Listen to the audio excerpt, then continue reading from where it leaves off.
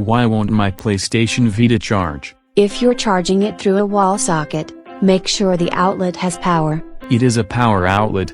How does it not have power, since I do have lights? You'd be surprised how often people plug in devices to a power strip to charge but forget they turned off the power strip to save power. The Vita isn't failing to charge because I failed to turn on the power strip. If the Vita is totally drained, Sony says it needs at least 15 minutes before you can turn it on. I am putting it on the charger long enough. It just isn't charging. The PS Vita can be charged by plugging it into a USB device.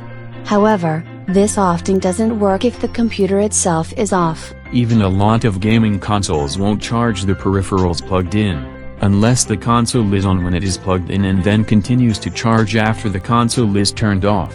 Not everything can charge through a USB charger, especially if you have other things connected to the same USB. I know it takes longer to charge through a USB connection than an AC wall outlet. If there is a problem with a USB connection like a dirty port or bad connection, it won't charge at all.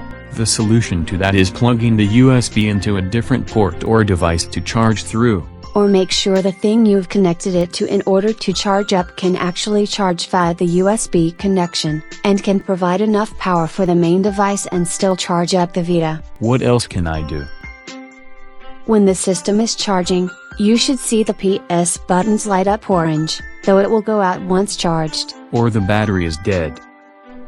If you let the battery dissipate all the way and sit discharged too long, yes, the battery memory can essentially chemically change to see halfway charged or barely charged as full. Then I'd expect it to not play as long before dying. The PS Vita has a feature to prevent data loss due to a drained battery, where it enters a low power state.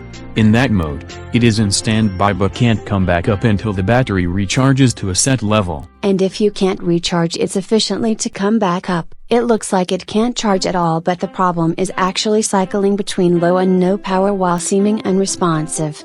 Then I need a new battery for the PS Vita. The Sony Go was almost impossible to get into to change the battery, a design solution to hackers using the removable battery to hack the games. I have the Vita, not the Go. But replacing the battery yourself is still a challenge. Meaning only tech support should do it, and that costs a lot in terms of time and money. Not as much as buying a new PlayStation Vita charger and seeing if that solves the problem. Then you won't feel as bad if you have to get it serviced if the charger doesn't fix it.